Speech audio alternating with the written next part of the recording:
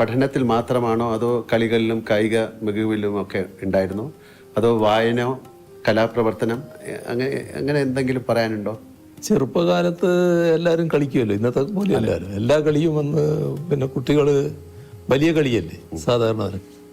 ആ കളികളിലൊക്കെ ഞാനും ഉണ്ടായിരുന്നു. അതിൽ പ്രധാനം ഒന്ന് ഫുട്ബോളായിരുന്നു. പിന്നെ കുറച്ച് കഴിഞ്ഞപ്പോൾ നാട്ടിലൊരു വലിയ ബോൾ ബാഡ്മിൻ്റൺ ടൂർണമെൻ്റ് നടന്നു. ആ ടൂർണമെൻറ്റ് കണ്ടപ്പോൾ നമുക്കൊരു ചെറിയ കുട്ടികളാണല്ലോ, ഒരു ആവേശം. അപ്പോൾ എൻ്റെ അടുത്ത സുഹൃത്തുക്കളുണ്ട്, നാണു രാജൻ എന്ന് പറഞ്ഞ 2 പേര്. ഞങ്ങളെല്ലാം കൂടി ഒരു കളി തുടങ്ങി. അപ്പോൾ അതിന് ബാറ്റില്ല.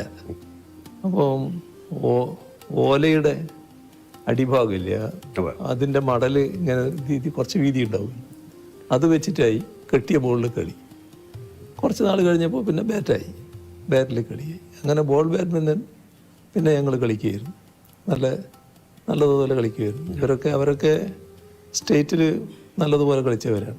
ഈ നാണു എന്ന് പറയുന്ന ആൾ സ്റ്റേറ്റിന് റെഫറി ആയിട്ടൊക്കെ പിന്നീട് കുറേ കാലം പോയതാണ്. അങ്ങനെ ബോൾ ബാഡ്മിൻ്റൺ കൂടി കളിക്കുകയായിരുന്നു.